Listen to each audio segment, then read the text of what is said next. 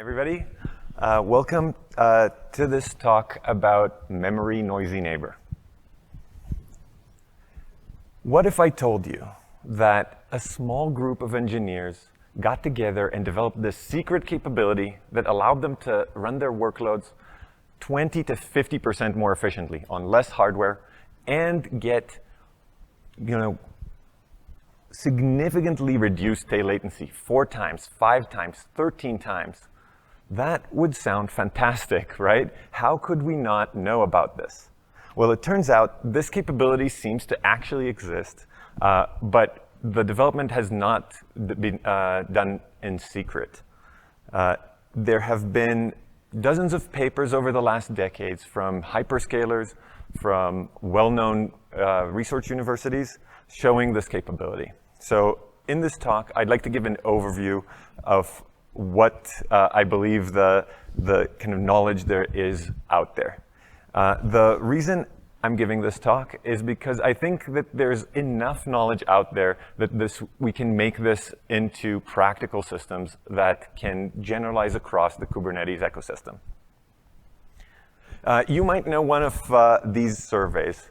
This one was published by Datadog in 2023, showing that many of the containers that we run in systems today use a lot less than the CPU that we request for them. So I want to run a similar survey here today, and I'm going to ask y'all to please raise your hands if you know the average CPU utilization in a production Kubernetes cluster. Hands up. All right. And then leave your hands up if the cluster utilization is above 20%.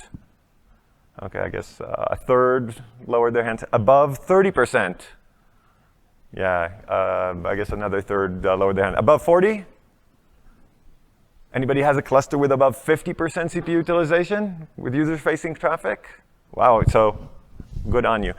Well, if you said between 20 and 40%, you're in very good company. Some of the largest companies on the planet with large engineering teams capable of optimizing their deployments have published average CPU utilization between 20 and 40%.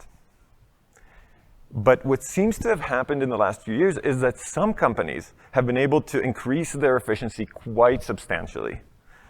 Google was around 35% CPU utilization in 2011 and increased to 50% the reported CPU utilization in 2019.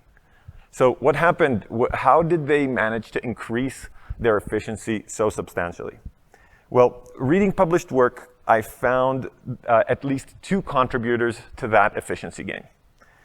So one of them is advancement in vertical pod autoscaling. And there's a very interesting paper published by Google called Autopilot in Eurosys 2020. And this is not the GKE Autopilot, if you're familiar with this. This is a separate system that they integrated into Borg, and where they discuss how they change the CPU and memory requirements on live pods as they are running to increase the density in their deployments. To the Kubernetes community, there are a couple of companies that take care of providing this type of vertical horizontal pod autoscaling, like PerfScale, Stormforge, and others. And so this is one of the contributors to efficiency. The other one, which is the subject of this talk, is handling noisy neighbor. This enables companies to spend less CPU cycles processing every request, reduce tail latency, so they can pack workloads tighter. I've divided the talk into 4 sections. And instead of doing a deep dive into one system, one implementation, and giving all of the details on the one system, I've instead opted to give a broad overview of what I think the knowledge is. So to give you a concept of what the problem is and how companies are solving it.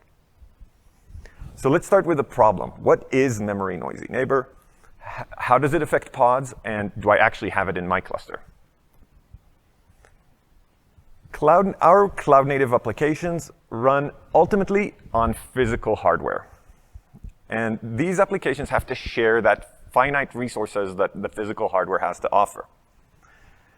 In noisy neighbor, one application consumes a lot more than its fair share.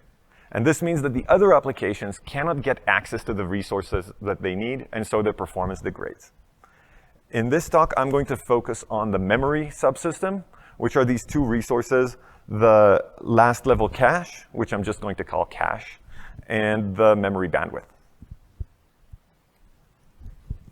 So in this benchmark, the workload varies how many reads and writes it performs to memory. So in fact, changing the amount of memory bandwidth that it consumes. The benchmark then measures the memory access latency at each of these memory bandwidths. So as you can see, as the benchmark application consumes more and more memory, the access latency increases kind of gradually. But then there's a knee curve at the 80% mark, the 90 gigabytes per second over there, where memory access latency starts to increase very quickly with additional memory bandwidth. So what this means is if you have this one noisy neighbor, one application that drives the system from the 80% bandwidth utilization to 100% utilization, it then causes the memory access latency to almost double. And every application running on that system experiences these slower memory access times. So this is essentially memory noisy neighbor. So you might ask, CPUs have several mechanisms that are supposed to hide memory latency and protect us from these cases of high memory access latency. You have prefetchers. So the prefetchers try to read data from DRAM onto caches ahead of time so that when the CPU needs it, it already has it there, doesn't have to wait for it. You have the reorder buffer that allows the CPU to execute instructions out of order. So while it's waiting for memory, it might be able to execute other instructions that are, after the memory read. And caches keep frequently accessed data on the CPU so you don't have to reread it. And so the question is, do all of these mechanisms actually protect us from high memory access latency or not? There's a very popular metric in order to measure whether CPUs suffer from high memory access latency, which is cycles per instruction, or CPI. The idea is that as CPUs wait for memory, they incur these stall cycles where they are waiting for memory, they cannot do useful work. So the number of overall cycles increases, but the number of instructions they are able to retire, the useful work doesn't increase. So the ratio is high when there's high memory latency. And so the question is, so let's see whether CPI increases when there's high memory latency or not. So are these mechanisms effective? Here are measurements taken by Alibaba in a trace that Alibaba Cloud published in 2022. They measured a cluster with over 8,000 physical hosts running over 1 million containers, and they sampled these low-level microarchitectural metrics like memory bandwidth, memory latency, and cycles per instruction. And they did this over a 24-hour period and published it. What you can see here on the left graph shows on the x-axis is memory bandwidth, on the y-axis is memory latency. So this is similar to the graph we saw 2 slides ago. And here you can also see kind of gradually increases the latency with memory bandwidth, and then you have the knee. And on the right-hand side is a graph where the x-axis is memory latency, and the y-axis is CPI, cycles per instructions. I'll take questions at the end. Is this for their own internal workload, or is this for their public cloud? As far as I understand, the question was, is it for external, like public cloud or internal workloads? As far as I understand it, internal workloads. Thanks for the question. So on the x-axis, as I said, latency, on the y-axis, CPI. And you can see that, indeed, they were able to see a correlation. When there's high memory access latency, there's high CPI. So in this cluster, what does it mean to have a noisy neighbor? So if you have an application driving the memory bandwidth up 80%, like we saw before, it would double the latency, and it translates to a 25% increase in CPI. This means you have one memory noisy neighbor, and then all of the applications they need to spend 25% more cycles to do the same amount of work. And I'll note that this benchmark by Alibaba Cloud already had mitigation for cache noisy neighbor. So we had 2 resources, the caches and the memory bandwidth. So they already mitigated cache noisy neighbor. So in a system that doesn't have neither cache noisy neighbor mitigation and memory bandwidth noisy neighbor, the number would be a lot more than 25%. So this is a lower bound on how much you could save by tackling noisy neighbor. Okay, so we looked at the efficiency angle, how much more faster you could run on average by tackling noisy neighbor. Is there an impact on tail latency? Well, it turns out that the impact on tail latency is very, very substantial. So here are measurements published by Google in 2015. The 3 tables that you see here are 3 production workloads that they tested. The top one, web search, is the Google search node. ML cluster is a machine learning text classification real-time service that answers users' queries. And memkeyval is an in-memory key value store like memcache.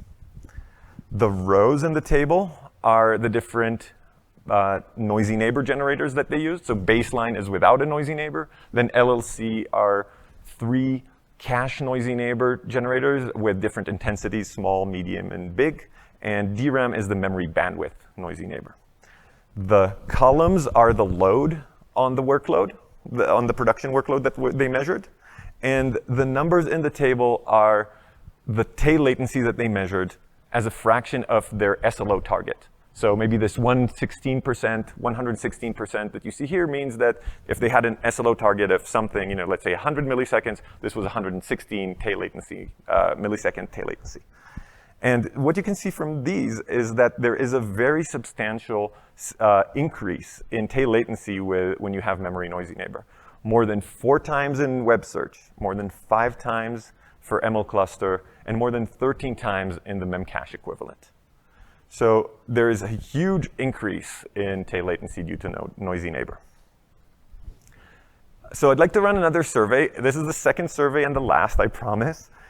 Please raise your hand if you know what type of nodes run in a production Kubernetes cluster. So are they bare metal? Are they the 4 extra larges, 8 extra larges? It doesn't have to be the exact ones, but roughly. Okay, now leave your hand up, please, if you only use, you never use a fraction of a physical CPU. You only use the bare metal. You only use maybe like half of the size of the maximal size of the node. Yeah, I guess most hands dropped. And so, it's very common to use the 4 extra larges or the 8 extra larges, right? Like a few cores. You don't have to have the bare metal big machines. So let's look at this.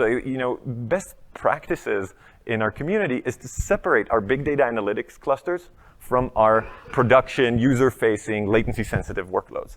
And the reason is you don't want somebody to run this big data analytics job and ruin the performance of your production workloads.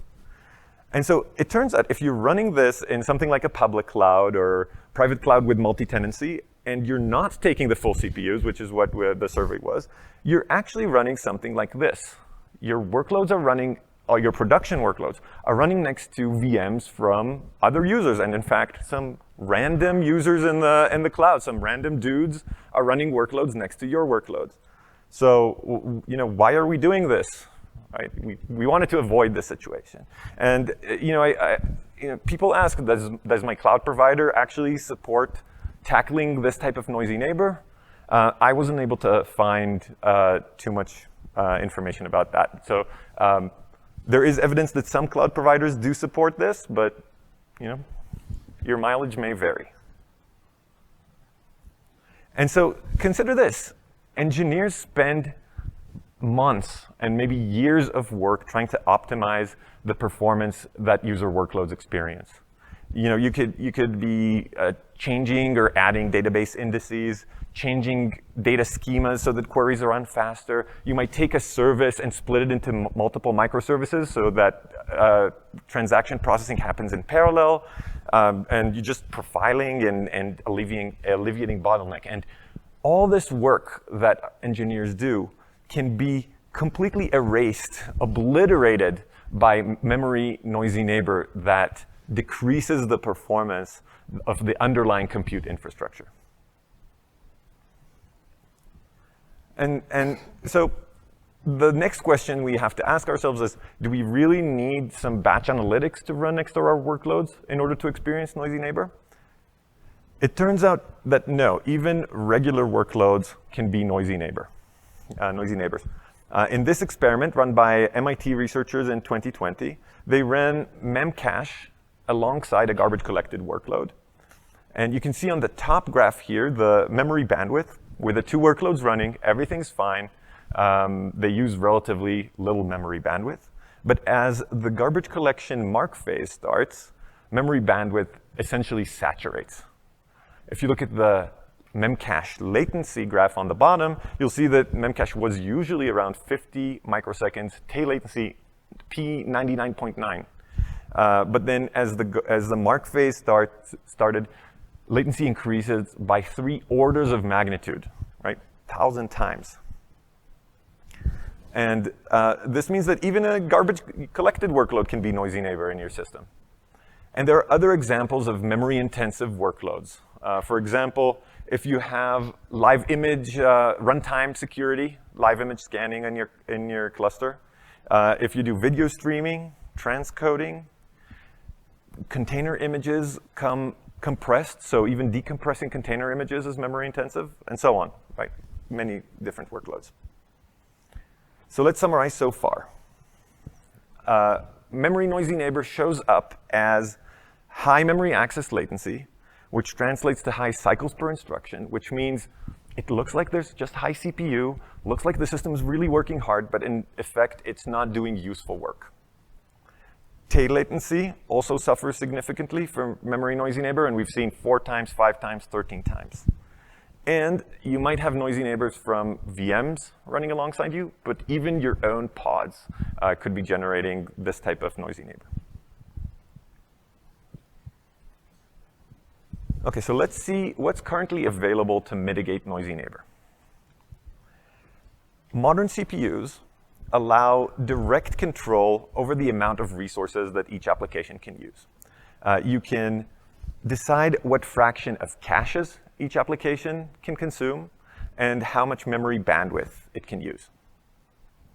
The other method to control noisy neighbor is to reduce the opportunity that the noisy neighbor has to consume resources. So you can reduce the number of cores that the noisy neighbor has, or pin it to a very small subset of cores, or you can change the frequency of these cores. And the idea is, if the noisy neighbor has less cycles in order to create noise, it would interfere less. So these are the main, if you look at systems, these are the two main, like the direct control and indirect control that you'll see. I get this question a lot. I'm running containers. Shouldn't cgroup handle this for me? And in fact, cgroup has CPU and memory controllers, but they don't tackle memory bandwidth and caches. But not all is lost, because the kernel does have a different subsystem called res control, or resource control, that is able to allocate both of these resources, measure and allocate, in fact. And the reason for this is historical. In 2016, Intel contributed support for their hardware. And back then, the kernel engineers decided not to put the support in cgroups, but rather implement a new subsystem. In 2018, AMD contributed support to AMD hardware, and ARM is in process of contributing support. I'd like to now show a quick demo, and this demo was recorded by folks at Meta, led by Tejan Heo, and I'd like to acknowledge those folks and send kudos to those for creating this demo. It's called the Facebook Resource Control Demo. So I'll narrate. Here you can see in green transactions per second, and in blue latency of a latency-sensitive workload. Let's start a noisy neighbor. You can see that the requests per second drops and latency increases. We'll stop the noisy neighbor and let the latency-sensitive workload converge to the good performance. And now let's run the noisy neighbors with resource allocation. You can see on the bottom, there's a compile job running, and the latency-sensitive workload is fine.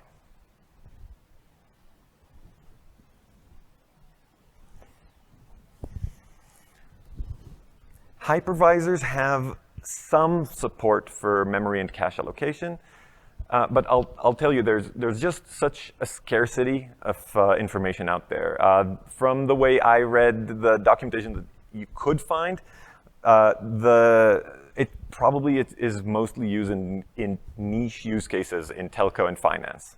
So at least that's my impression from reading what's available. All right, so we saw that there is hardware support for allocation and that Linux has support. What systems can we build in order to control noisy neighbor? And so I'll go through these three major types of systems. And if you read papers, most of the systems fall into these three major categories. I'll start with cycles per instruction. And the idea here is what we've seen before. When there's high memory contention, the CPI is going to be high.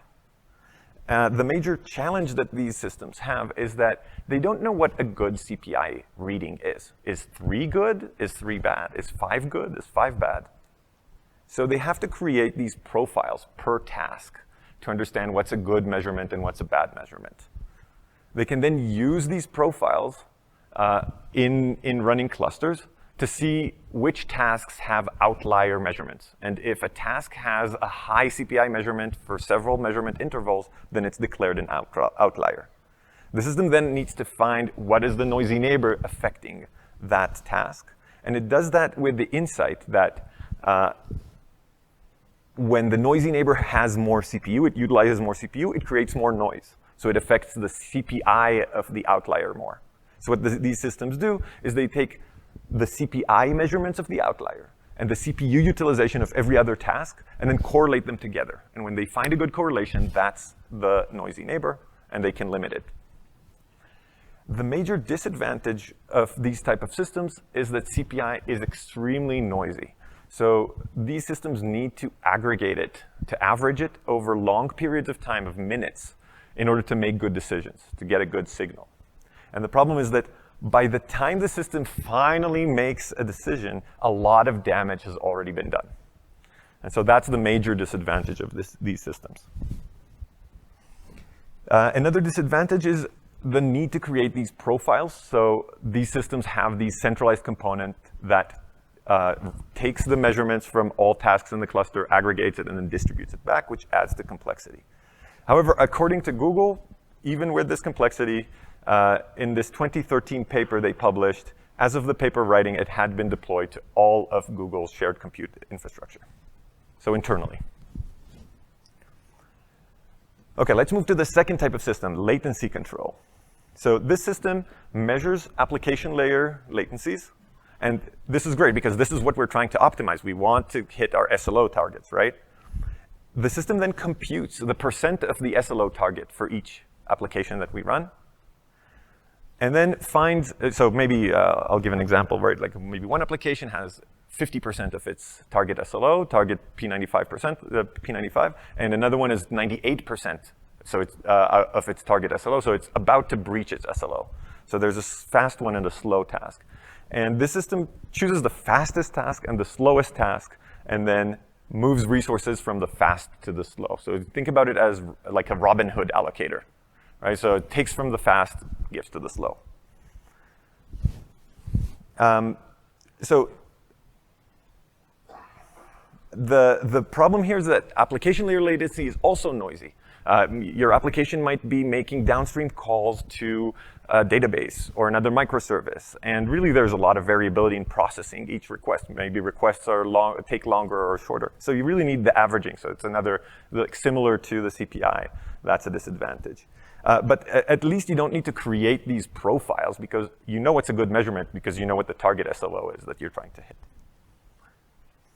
And another disadvantage is usually it's really hard for organizations to expose latency in a uniform way across the entire portfolio of applications that they have. So, okay, let's move to the third category, which I call usage control.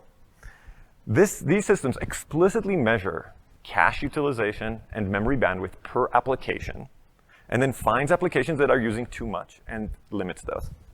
So here's an example with cache allocation.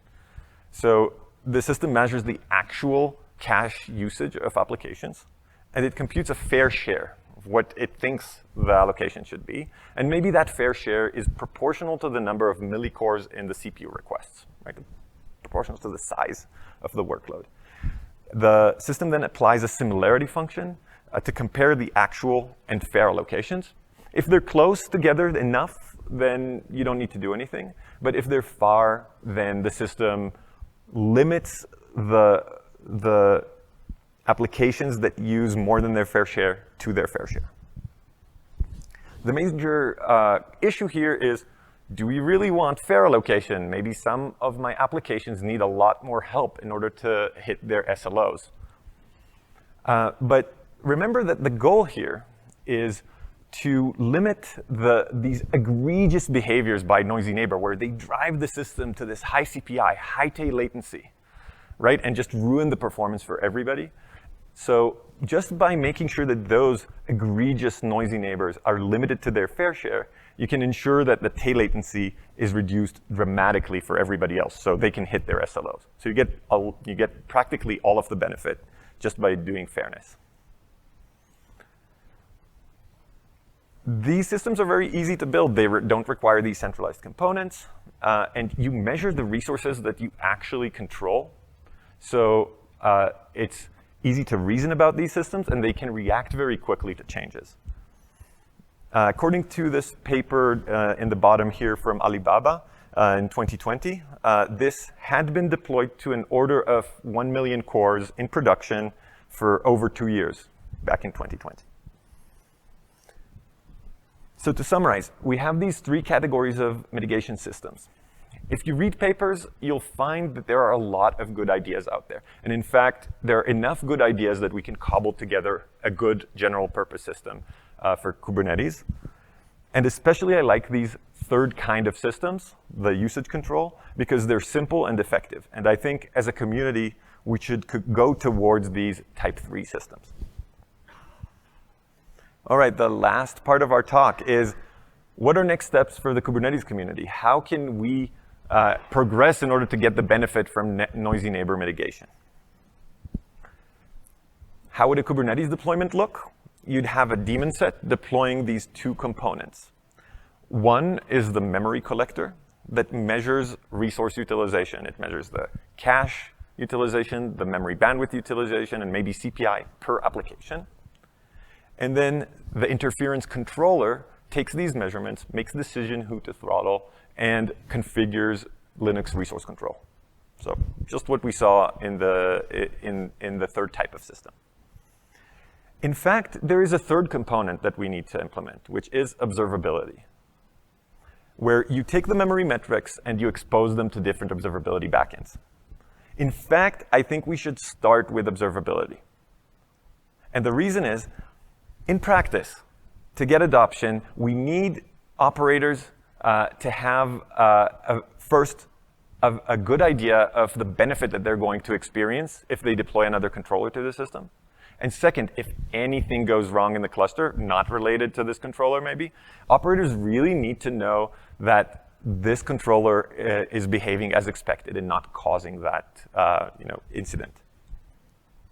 And so I've started a project called the Memory Collector. There's a GitHub repo over here on the slides. And I would like to invite everybody here to participate if you're interested. If you want to make repository contributions, we are looking for contributors to the collector, and also would like to develop a set of testbeds and benchmarks for Kubernetes, where we can test the correctness of the collector and also show memory noisy neighbor as a demo. Even if you don't have time to contribute, if you want to hear more, or if you think you can deploy the memory collector to maybe test or staging environments, we'd love to hear from you either way. And the idea is, let's make sure that this collector works across the widest variety of environments possible. So to finish, I hope we can drive the community to these better efficiencies and lower tail latencies, and really allow the performance work that engineers do to shine through. And so thank you for coming, and I think we have time for a couple of questions. Please come to the microphones. Thank you.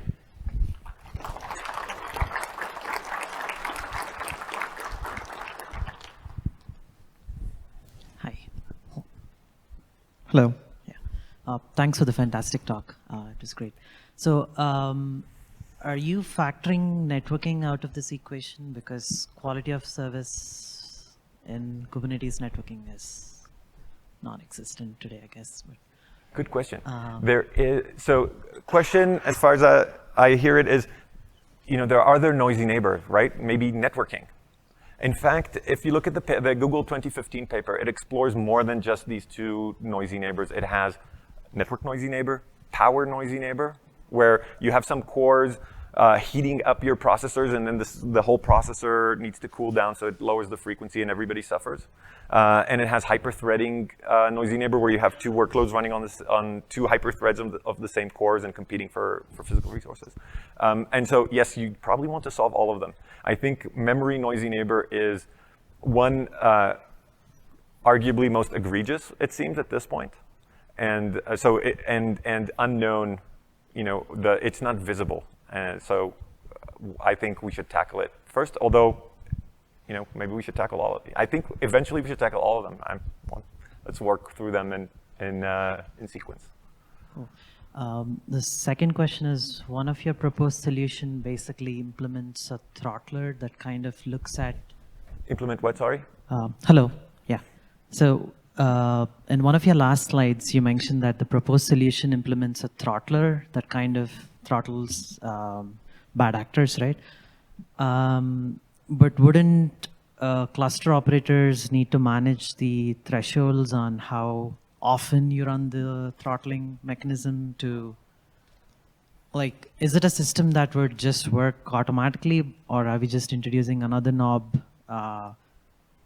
Like, I've seen some papers from a networking perspective that try to do this from Google and Meta. They try to do the same thing, but I don't know if it's a general purpose solution. Yeah, so the question is, does this require configuration or is there a knob that you need to really tune in order to get the system to work right?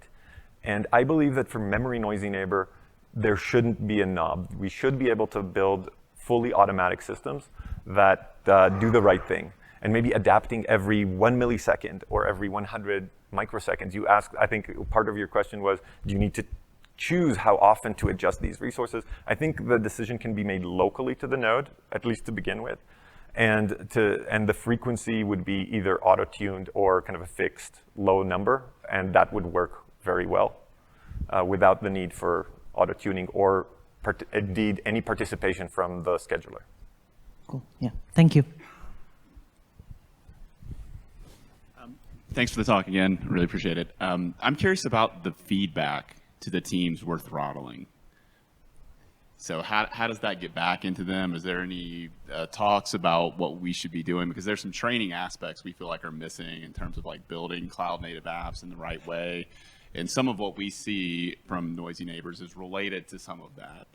And so what's the feedback? Do they talk anything about the papers or have any thoughts about how you give that feedback to the teams and what training we might need to provide and what ways how that all works? Yes, thank you for that question. So the question is, do developers need to have access to their application's behavior, and would they need to adjust their behavior, and how do we close that loop?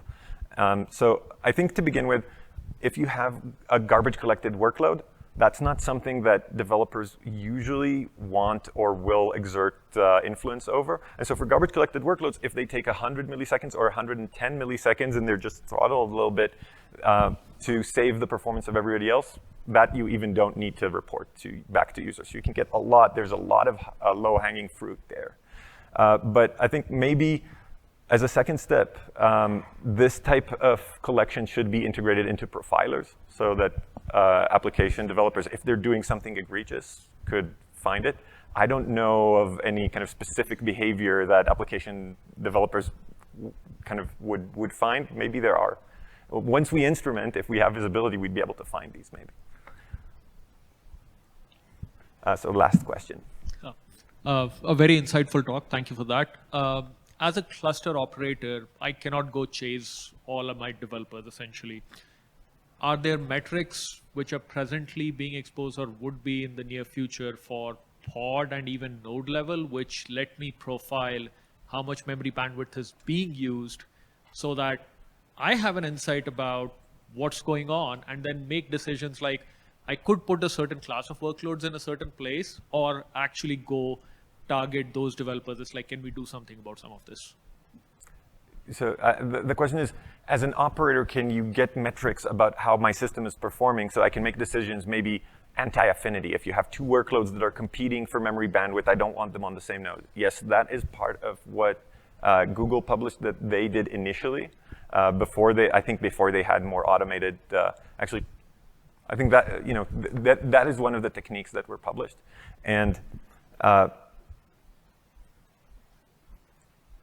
definitely kind of visibility is what you want to start with, and this is why I'm advocating, let's build this, collector so that we can see what's happening. Thank you for the question. And thanks everybody for coming. Please rank it and the talk. Thank you.